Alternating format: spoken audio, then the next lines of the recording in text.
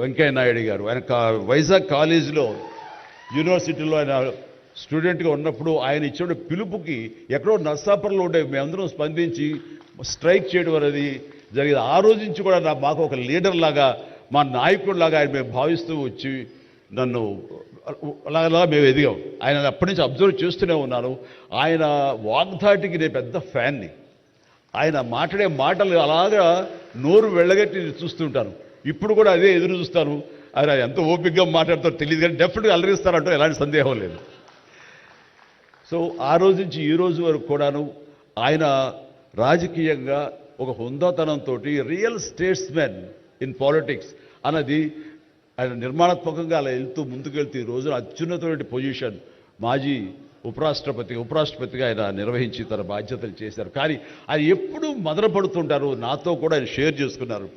రాజకీయాలు రాను రాను ఇలాగా దుర్భాషలతోటి, వ్యక్తిగత విమర్శలతోటి ఇలా దిగజారిపోతున్నాయి చిరంజీవి గారు. ఇది కాదు, ఇది ఆ హుందాతనం ఉండాలి. ఉండి కూడా ఎన్ని సాధించాం మేము.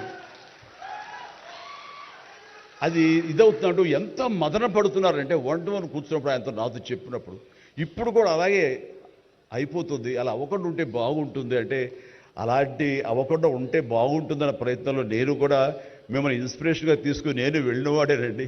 కానీ ఆ ధాటికి, ఆ మాటలకి, మాట పడటం, మాట అనటం ఇది నా వల్ల కాదు, మీలాగనే. కాబట్టి నేటి రాజకీయాల్లో మనం అన్ఫిట్ అంటారా, లేకపోతే మనలాంటి వాళ్ళు ఇలాగా ఎగైన్ ప్రతిసారి ప్రతి చోటని చెబుతూ ఉంటే ప్రజలు వాళ్ళు మోటివేట్ అయ్యి అలా దుర్భాషలాడి రాజకీయంగా వ్యక్తిగతంగా విమర్శ చేసే వాళ్ళని కానీ తిప్పి కొట్టగలిగితే ఖచ్చితంగా